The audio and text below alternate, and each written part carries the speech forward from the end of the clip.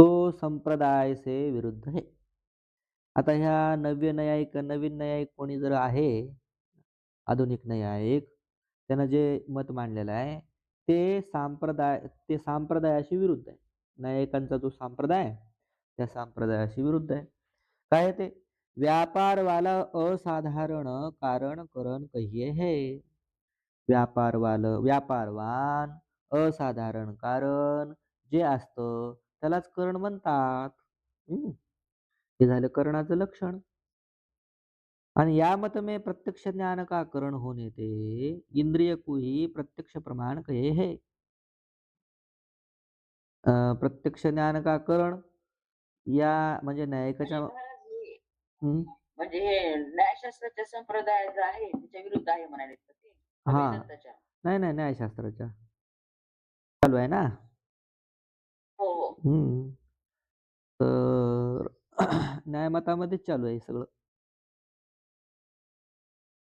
पहा, या मत में प्रत्यक्ष ज्ञान का कारण होने ते इंद्रिय को ही प्रत्यक्ष प्रमाण कहिये. इंद्रियालाच प्रत्यक्ष प्रमाण म्हटलेलं आहे. हं. तर प्रत्यक्ष प्रमाण इंद्रिय आहे आणि इंद्रियच कोण आहे? करण आहे. प्रत्यक्ष ज्ञानाचं करण कोण आहे? इंद्रियच. इंद्रियच करण असल्यामुळं तेच प्रत्यक्ष प्रमाण आहे.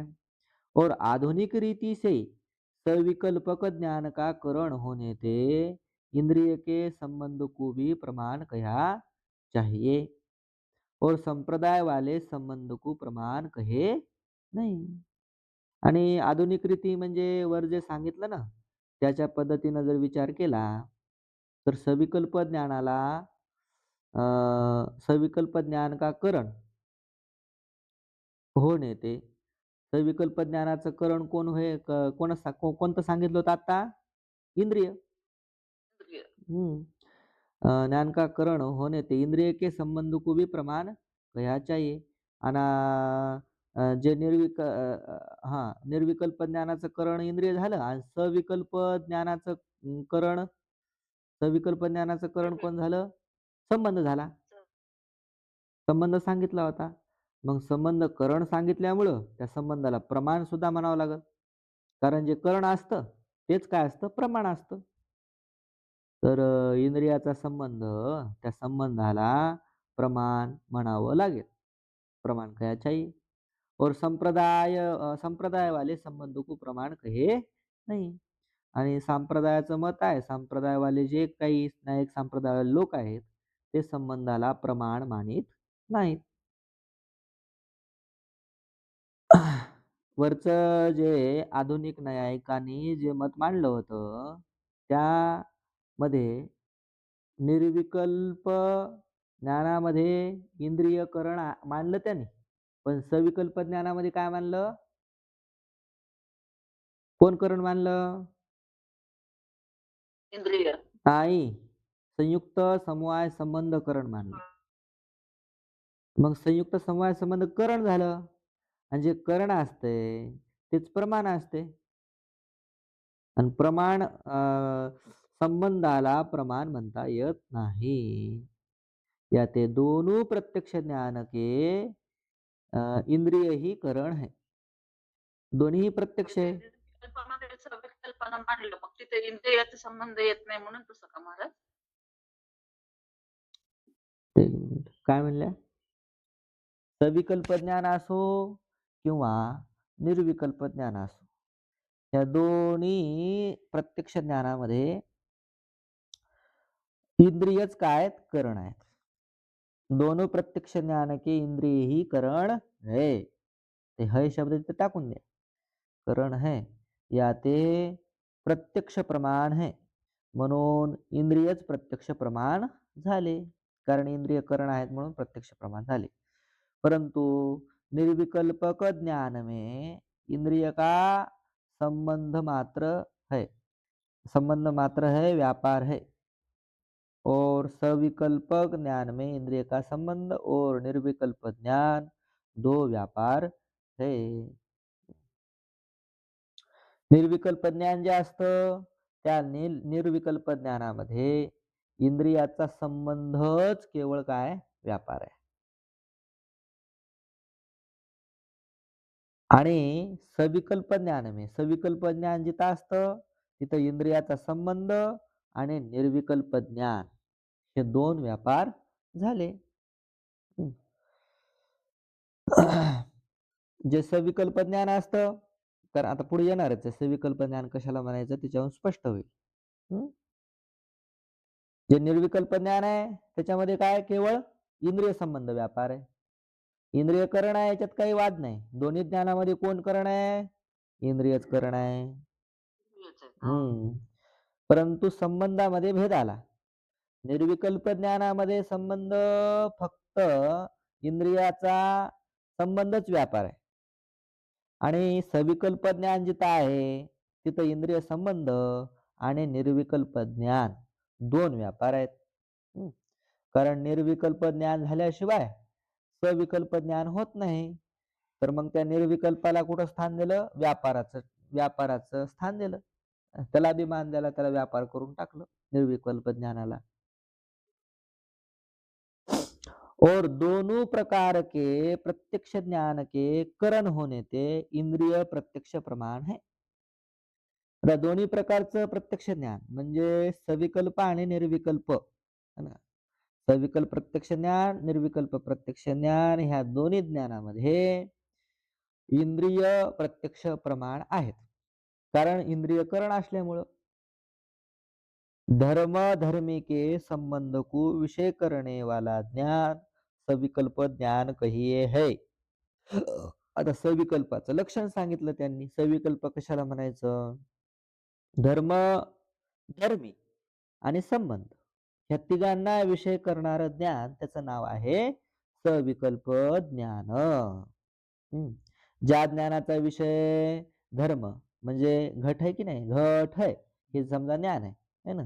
त्याच्यामध्ये घटत्व धर्म आणि धर्मी कोण? घट आणि त्या दोघांचा संबंध समवाय संबंध. या तिघांना विषय करणारं जे ज्ञान त्याचं नाव सविकल्प ज्ञान. घट है घट है या ज्ञान में तेच तेच सांगतात. घट है या ज्ञान में घट में घटत्व का समवाय भाष्य है. घट आहे या ज्ञानामध्ये या ज्ञानते घट आहे या ज्ञानाने घटामध्ये घटत्वाचा समवाय प्रतीतीला येतो. घट त्याच्यानंतर घटत्व आणि त्याचा संबंध यात सविकल्प ज्ञान के धर्म धर्मे समवाय तीनों विषय है.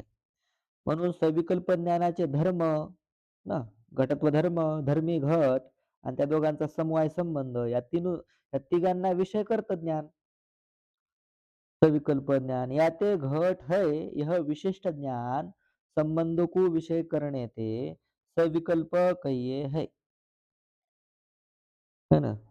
म्हणून घट आहे हे विशिष्ट ज्ञान झालं आणि हे विशिष्ट ज्ञान संबंधाला पण विषय करणार झालं. म्हणून काय झालं? सविकल्प ज्ञान झालं. तासे भिन्न कु निर्विकल्प ज्ञान काय आहे आणि सविकल्पाहून भिन्न जे ज्ञान आहे त्याला निर्विकल्पक ज्ञान असं म्हणायचं. सविकल्प सविकल्पक आणि निर्विकल्पक ज्ञान के लक्षण विस्तार से शितिकंठी में लिखे है. सविकल्प ज्ञान काय आहे? निर्विकल्पक ज्ञान काय आहे? त्या दोघांचं लक्षण विस्ताराने शितिकंठी या ग्रंथामध्ये आलेलं आहे. आता हा जो विषय आहे सविकल्पक ज्ञान आणि निर्विकल्पक ज्ञान हे न्यायाचा फार सूक्ष्म विषय. त्याच्यामध्ये सविकल्प आणि निर्विकल्प ज्ञान लवकर पकडमध्ये येत नाही. कठीण पडतं. कुठं कुठं वेगळंच लक्षण करतात निर्विकल्पक ज्ञानाचं, कुठं कुठं वेगळंच करतात. तर्कसंग्रहामध्ये सुरुवातीला जिथं सविकल्पक आणि निर्विकल्पक ज्ञान आलं लक्षण करायच्या टायमाला वेगळंच लक्षण केलं आणि नंतर पुढं पुढं गेल्यानंतर दुसरंच आलं. याला माहित आहे अंजली ताईला.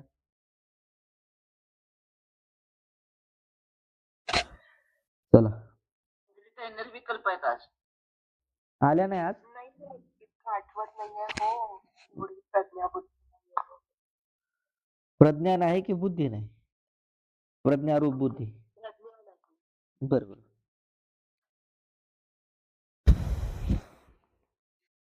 आठवत नाही. आठवत नाही याचा अर्थ आहे बुद्धी. हो, पण त्याचा म्हणजे स्मरणशक्तीचा अभाव आहे. हम्म. पाहायचंय त्यांनी शितिकंठी नावाचा ग्रंथ जाऊन शिका. आणि ते पेज टाकलं बघा म्हणजे सोपं जाईल. शितिकंठी में लिखे है. अर्थ सूक्ष्म आहे. अर्थ फार सूक्ष्म असल्यामुळं यातील विस्तार लिख्या नाही. आम्ही काय त्याचा विस्तार जास्त केला नाही. पण हे निर्विकल्प ज्ञान एकदा समजून सांगायला पाहिजे होते यांनी. एवढी कृपा करायला पाहिजे होती. पण आता सूक्ष्म असल्यावर काय करता आलं ते तरी. आपले सगळे कसे आहेत? गरीब बुद्धीचे लोक, संस्कृत न शिकलेले, मग त्यांना जाऊ द्या विस्तार से लिखा नहीं.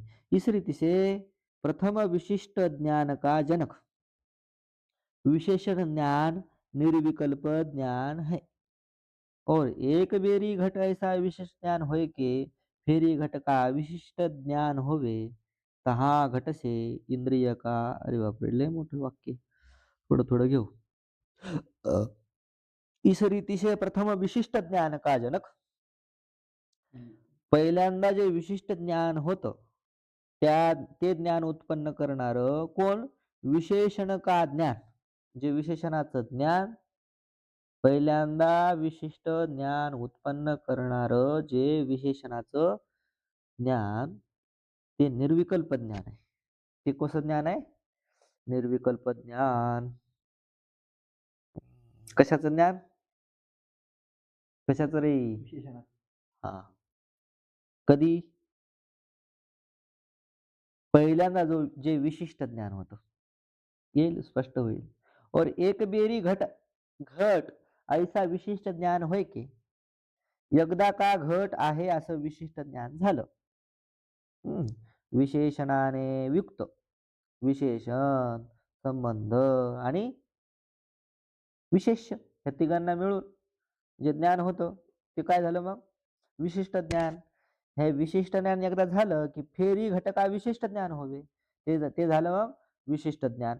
तहा घट से इंद्रिय का संबंध होने ते ही पूर्व अनुभव करे घटत्व की स्मृति होवे है. इसते उत्तर क्षण में घट है यह विशिष्ट ज्ञान होवे है. एकदा विशिष्ट ज्ञान झालं की इंद्रिय घटसे इंद्रिय का संबंध होणे ते ही घटाचा घटाशी इंद्रियाचा संबंध होण्याच्या अगोदरच पूर्व अनुभव करे घटत्व की स्मृती होवे. घट पाहण्याच्या अगोदरच पूर्वी अनुभव केलेलं जे घटत्व आहे ना त्या घटत्वाची होते स्मृती. आणि तिसते उत्तर क्षण में घट है, दुसऱ्या क्षणाला घट आहे असं विशिष्ट ज्ञान होतं, विशिष्ट ज्ञान होवे. इस रीति से द्वितीयाधिक विशिष्ट ज्ञान का हेतु विशेषण ज्ञान स्मृती रूप है. दुसऱ्यांदा जेव्हा विशिष्ट ज्ञान होतं तर त्या विशिष्ट ज्ञानाला कारण विशेषणाच्या ज्ञानाची स्मृती आहे. पहिल्यांदा जे विशेषणाचं ज्ञान आहे लक्षात घ्या, पहिल्यांदा जे विशेषणाचं ज्ञान आहे घट पाहण्याच्या कधीच अगोदर पहिल्यांदा सुरुवातीलाच ते झालं निर्विकल्प ज्ञान. आणि दुसऱ्यांदा जेव्हा विशिष्ट घट पाहतो तेव्हा त्या विशेषणाची काय स्मृती, आणि त्या स्मृतीनंच काय होत असतं विशिष्टाचं ज्ञान होतं असं सांगतात. जहा दोष सहित नेत्र का रज्जु से अथवा शुक्ति से संबंध होवे तहा दोष के बलते सर्पत्व की और रजतत्व की स्मृति होवे है, रज्जुत्व और शुक्ति की नाही.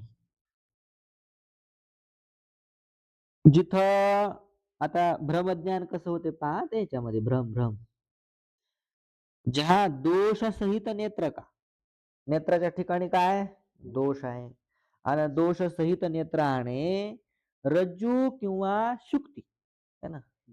रज्जू किंवा शुक्ती हा कोण शुक्ती रज्जू यांच्याशी संबंध होवे. यांच्याशी संबंध झाला पण कसा झाला दोषसहित नेत्रेंद्रियाने कोणाशी संबंध केला शक्तीशी किंवा रज्जूशी. तर हा दोष केवळ ते आता दोष आहे इंद्रियाच्या ठिकाणी मग त्या दोषाच्या बळाने सर्पत्वकी व रजतत्विकी स्मृती होवे हे. आता स्मृती कशाची झाली सर्पत्वाच्या किंवा रजतत्वाची आहे काय दोरी आणि शुक्ती आणि दोष बळाने स्मृती झाली सर्पत्वाची किंवा रजतत्वाची. दोरीच्या ठिकाणी सर्पत्वाची स्मृती झाली आणि शुक्तीच्या ठिकाणी रजतत्वाची स्मृती झाली. म्हणून ते स्मृती ज्ञानाला महत्व आहे. अगोदर स्मृती ज्ञान होतं. कशाचं स्मृती होती असती धर्माची. लक्षात घ्यायचं घटत्वाची स्मृती झाली ना. घटत्वाची पहिल्यांदा घटत्वाचं जे ज्ञान झालं ते कसं झालं निर्विकल्प ज्ञान. पण दुसऱ्यांदा जेव्हा घटाचं ज्ञान होतं तेव्हा घटत्वाच्या स्मृतीनं घटाचं ज्ञान होत असतं.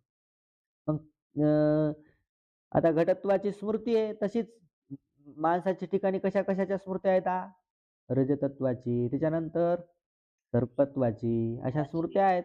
परंतु ही स्मृती रजताचं ज्ञान होण्याकरता रजतत्वाची स्मृती पाहिजे किंवा शुक्तीचं ज्ञान होण्याकरिता कशाची स्मृती पाहिजे शुक्तित्वाची स्मृती पाहिजे. तसंच सर्पाचं ज्ञान होण्याकरता सर्पत्वाची स्मृती पाहिजे आणि रज्जूचं ज्ञान होण्याकरता रज्जुत्वाची स्मृती पाहिजे. पण हे असं न होता विपरीत व्हायला लागलं. का व्हायला लागलं इंद्रियामध्ये दोष. इंद्रियामध्ये काय झाला दोष झाल्यामुळं भ्रम व्हायला लागला त्याच्यामध्ये. तर मग आता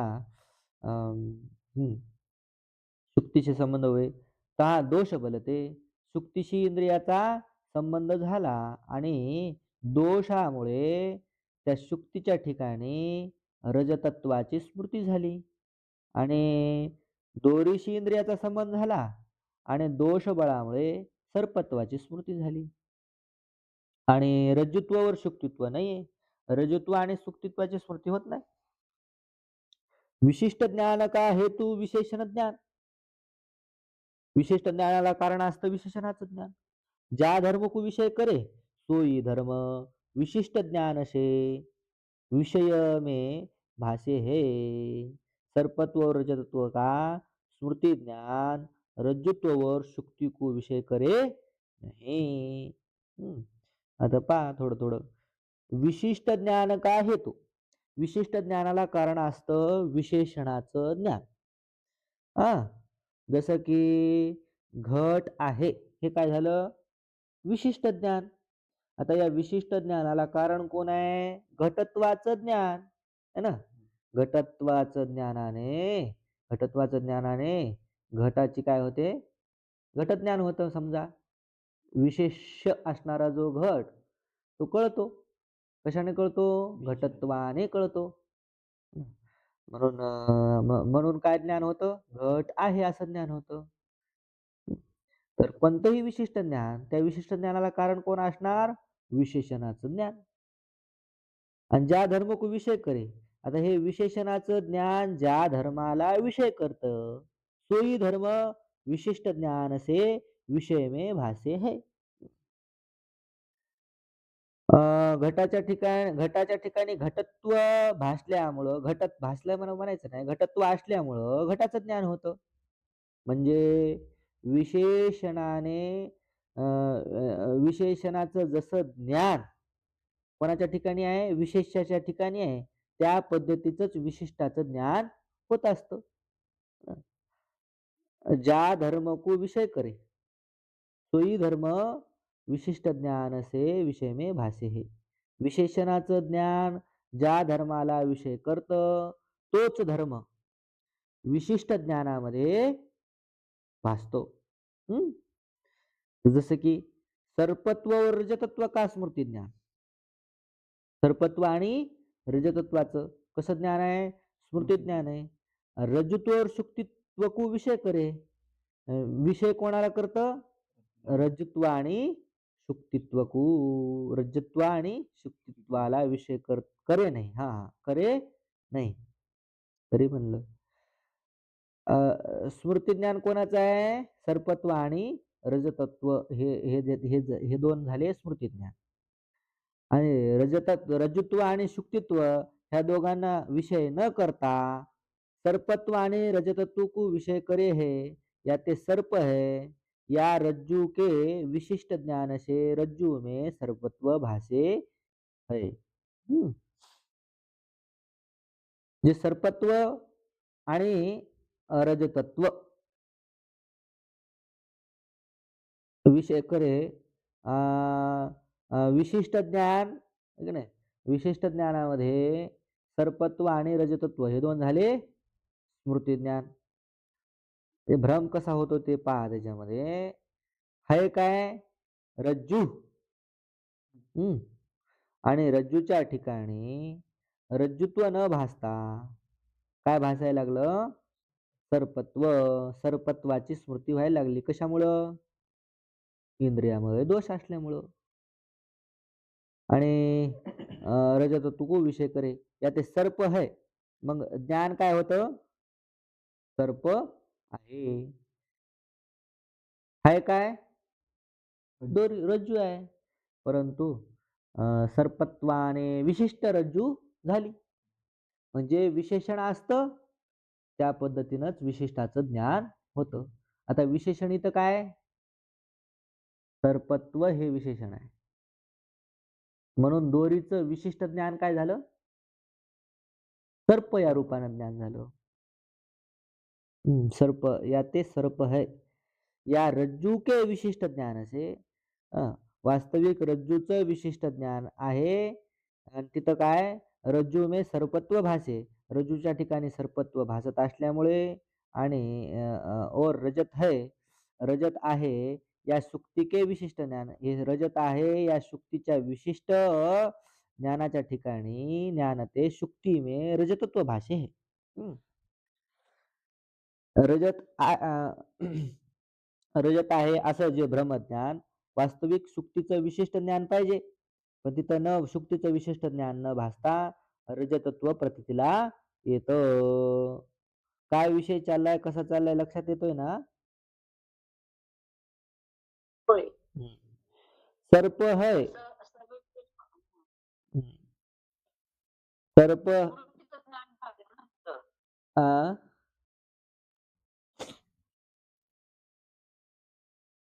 कोणती वेळ चालू रे? भाषे सुक्ती में विशिष्ट ज्ञान. या विशिष्ट भ्रम में विशेष रज्जू है. असा जो भ्रम होतो की नाही, कोणता? सर्प आहे असा भ्रम. सर्प है. आता हे विशिष्ट ज्ञान झालं सर्प आहे. इथं विशिष्ट भ्रम आहे, विशेष्य रज्जू आहे. विशेष्य कोण झाली? रज्जू. आणि सर्पत्व झालं विशेषण. सर्प आहे या भ्रमामध्ये. हे सर्प आहे हे काय? भ्रमज्ञान आहे ना, भ्रम आहे. आणि या भ्रमामध्ये विशिष्ट भ्रम असा जो विशिष्ट भ्रम आहे त्याच्यामध्ये विशेष्य कोण झाली? रज्जू. आणि सर्पत्व विशेषण आहे. काय आहे ते? सर्पत्व का समवाय संबंध रज्जू में भासे है. त्या सर्पत्वाचा समवाय संबंध कुठं भासायला लागला? रज्जूच्या ठिकाणी नसताना भासायला लागला. सर्पत्व का समवाय संबंध रज्जू में भासे है प्रतीतीला येतो. का समवाय का सर्पत्व प्रतियोगी है. आता या समवायाचा संबंधाचा प्रतियोगी असतो आणि एक संबंधाचा अनुयोगी असतो. तर सर्पत्वाचा समवायाचा प्रतियोगी समवायाचा प्रतियोगी कोण झाला? सर्पत्व. और अनुयोगी रज्जू. सर्पत्व झालं प्रतियोगी आणि अनुयोगी कोण झालं? रज्जू. तैसे रूपा है ना, तसं चांदी आहे. या भ्रमामध्ये सुक्ती में रजतत्व का समवाय भाषे. शुक्तीच्या ठिकाणी रजतत्वाचा समवाय संबंध प्रतीतीला येतो. आहे ना? रजताच्या ठिकाणी समवाय संबंध पाहिजे. परंतु रजतत्वाचा समवाय संबंध कुठं प्रतीतीला यायला लागला? शुक्तीच्या ठिकाणी. आता त्या समवाय संबंधाचा प्रतियोगी कोण आहे? रजतत्व. है ना? ज्याचा संबंध भासतो, ज्याचा संबंध असतो तो प्रतियोगी, ज्याच्या ठिकाणी संबंध असतो तो अनुयोगी. तर मग कोणाचा संबंध? हम्म? रजतत्वाचा संबंध कुठं भासायला लागला? शुक्तीच्या ठिकाणी भासायला लागला. तर प्रतियोगी कोण झालं मग? रजतत्व. या ते विशेषण आहे. मग रजतत्व झालं विशेषण. और शुक्ती अनुयोगी, शुक्ती झाली अनुयोगी. या ते विशेष्य है. अनुयोगी जे असतं ते विशेष्य असतं. इस रीति से सारे ब्रह्म ज्ञानों से विशेषण के अभाव वाले में विशेषण भासे है. अशा पद्धतीनं नैयायिकामध्ये सगळ्या ब्रह्मज्ञानामध्ये ब्रह्मज्ञानाच्या ठिकाणी विशेषणाचं जिथं अभाव आहे तिथं विशेषणाची येते प्रतीती. विशेषणाचा अभाव जिथं आहे तिथं विशेषणाची प्रतीती येते. या ते न्याय मत में विशेषण के अभाव वाले में विशेषण प्रतीति भ्रम कहे है. ताही को अयथार्थ ज्ञान कहे है, अन्यथा ख्याती कहे है. अशा पद्धतीनं न्यायमतामध्ये विशेषणाचा जिथं अभाव आहे तिथं विशेषणाची प्रतीती येणं त्यालाच भ्रम म्हणायचं आणि त्यालाच अयथार्थ ज्ञानही म्हणायचं. त्याचंच नाव अन्यथा ख्याती आहे. आता आहे दोरी की नाही? दोरी आहे आणि ती कशी प्रतीतीला तिथं काय प्रतीती यायला लागलं? सर्प नाही, सर्पत्व प्रतीतीला यायला लागलं. आहे दोरी, प्रतीतीला काय यायला लागलं? सर्पत्व. सर्पत्व दोरीच्या ठिकाणी प्रतीतीला यायला लागलं. कशामुळं? दोषामुळं स्मृती व्हायला लागली. कशाची? सर्पत्वाची. आणि सर्पत्व काय झालं? विशेषण. जसं विशेषणाचं ज्ञान असतं तसंच विशिष्टाचं ज्ञान होतं असा नियम आहे त्यांचा. म्हणून सर्पत्वाचं ज्ञान झाल्यामुळं भ्रमामुळं काय झालं? इंद्रिय दोषामुळं सर्पत्वाची स्मृती झाली आणि दोरीच्या ठिकाणी सर्पत्वाची प्रतीती यायला लागली. जसं सर्पत्व म्हणजे विशेषणाचं ज्ञान आहे तसंच विशिष्टाचं ज्ञान होणार. म्हणून संपूर्ण ज्ञान दोरी असताना सुद्धा कशाचं ज्ञान व्हायला लागलं? सर्प आहे असा भ्रम व्हायला लागला.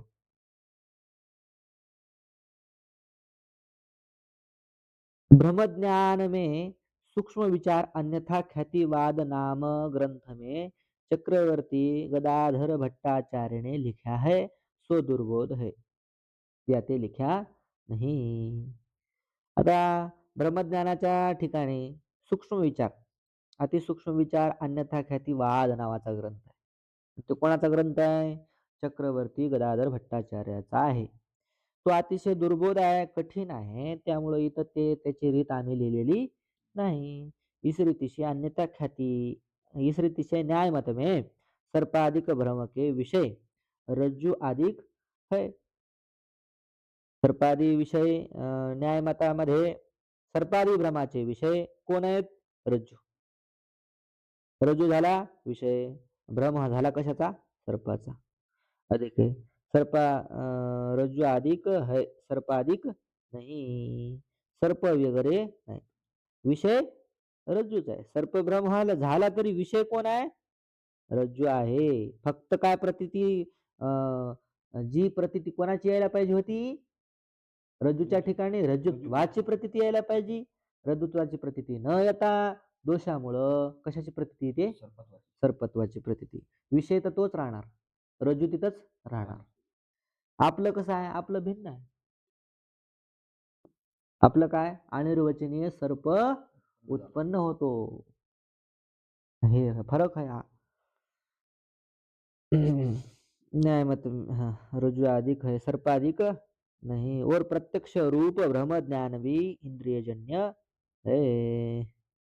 आता हे प्रत्यक्ष रूप ब्रह्म ज्ञान सुद्धा भ्रमज्ञान सुद्धा त्यांच्या ठिकाणी इंद्रियजन्यच आहे. हम्म.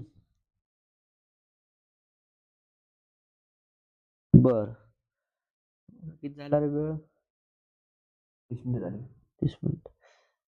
बरं, लक्षात आला ना विषय? वेदांत मत में सर्प भ्रम का विषय रज्जू नाही. वेदांत मतामध्ये सर्प भ्रमाचा विषय दोरी नाही, किंतु अनिर्वचनीय सर्प आहे, दोरी नाहीच. सर्प भ्रमाचा विषय दोरी नाही. तर अनिर्वचनीय सर्प उत्पन्न होतो, अनिर्वचनीय सर्प आहे. और ब्रह्मज्ञान इंद्रियजन्य नाही.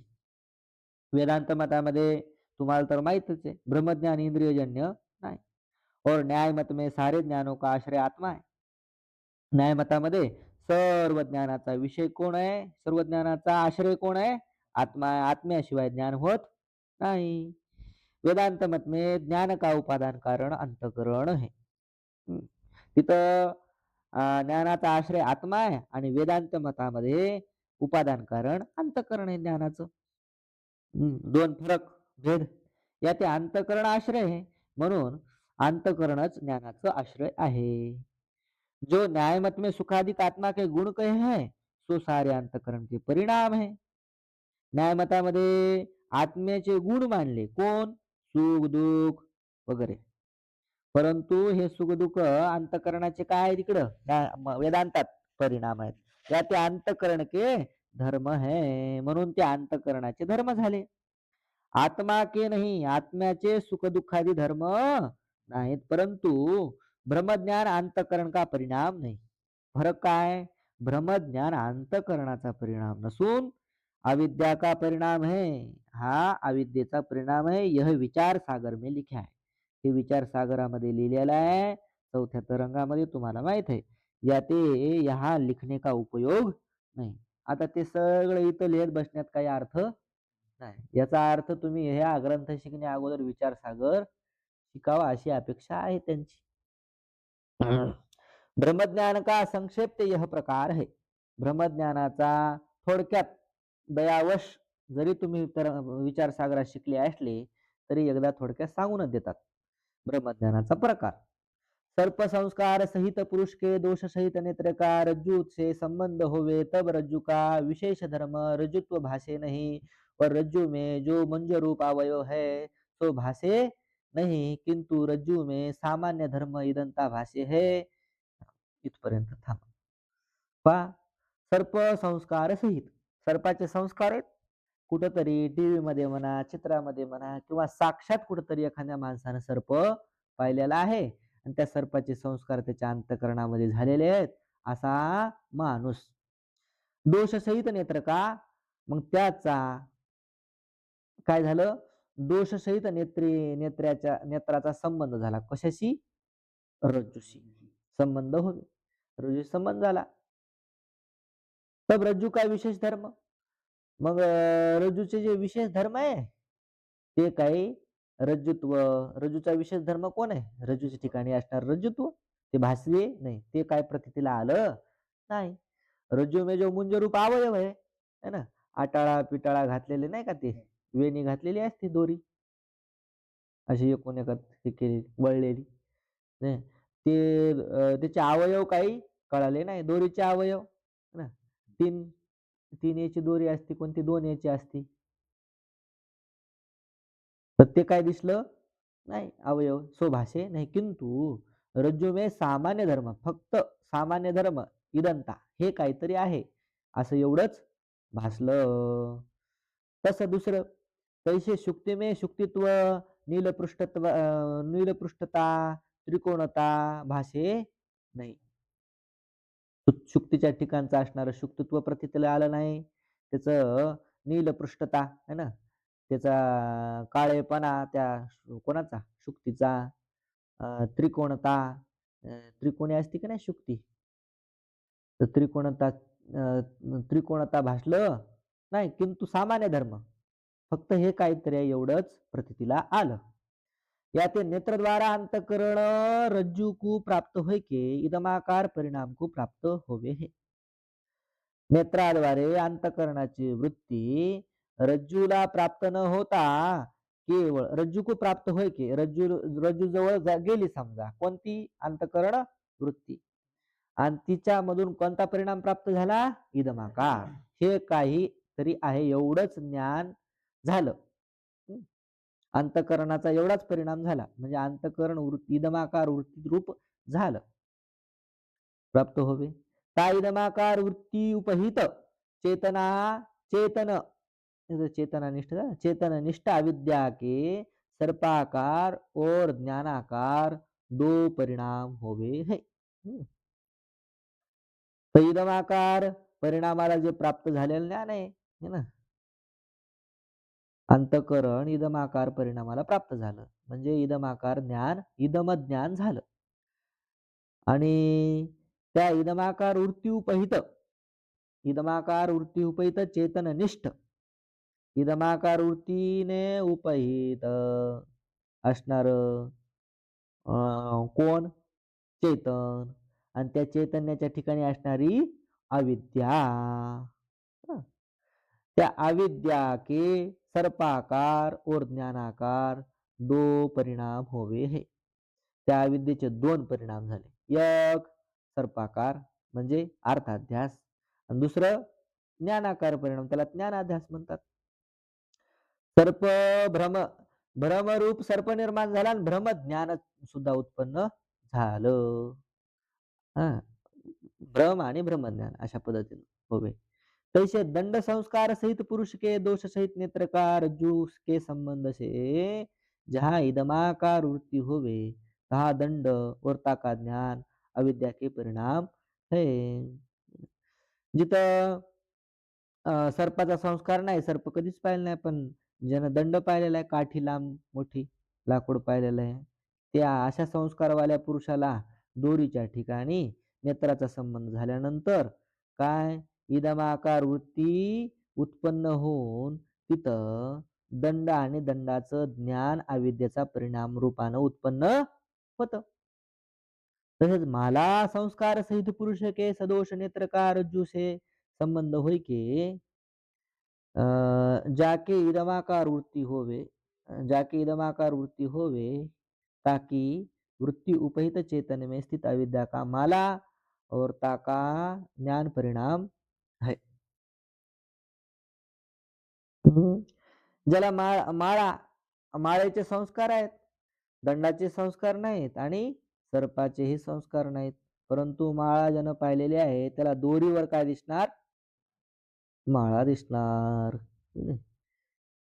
माला संस्कार से पुरुष सदोष नेत्र इंद्रिय सदोष दोष असल्यामुळे नेत्र इंद्रियाशी रज्जू त्या सदोष नेत्रेंद्रियाचा रज्जूशी संबंध झाला आणि रज्जूशी संबंध होऊन फक्त इदमाकार वृत्ती उत्पन्न झाली आणि त्या इदमाकार वृत्ती उपहित चैतन्यामध्ये स्थित असणारी कोण अविद्या आणि त्या अविद्येचा परिणाम माला आणि त्याचं ज्ञान फुलाची माळ किंवा हार आणि त्याचं ज्ञान उत्पन्न होतं. हाय कोण रज्जू. जहाँ एक रज्जू से तीन पुरुष के सदोष नेत्र का संबंध होय के दंड सर्प दंड माला एक एक एक का तीन को भ्रम होवे है. एक रज्जू से हा एकच रज्जू आणि तीन पुरुषांना नेत्रामध्ये दोष असल्यामुळे संबंध झाला दोरीशी आणि दोरीशी संबंध होऊन एकाला सर्प एकाला दंड एकाला माळा अशा एकाच वेळेत एकाला तीन भ्रम होतात. तहा जाकी वृत्ती उपहित चैतन्य में जो विषय उपजा है सो ताई को प्रतीत होवे है. ज्याच्या वृत्ती उपहित चैतन्याच्या ठिकाणी असणारी जी अविद्या त्या अविद्येमध्ये ना जसा जसा परिणाम उत्पन्न झाला जो विषय उत्पन्न झाला त्याला त्याची प्रतीती येते अन्य कोणही दुसऱ्याला नाही. ज्याला माळेचे संस्कार आहे त्याला माला दिसणार सर्पाचे संस्कार त्याला सर्प दिसणार. ईश्वरीचे ब्रह्मज्ञान इंद्रियजन्य नाही. अशा पद्धतीने ब्रह्मज्ञान इंद्रियजन्य नाही किंतु अविद्या की वृत्तीरूप हे अविद्या वृत्तीरूप आहे काय ब्रह्मज्ञान इंद्रियजन्य नाही. आणि नैयायिकामध्ये इंद्रियजन्य है।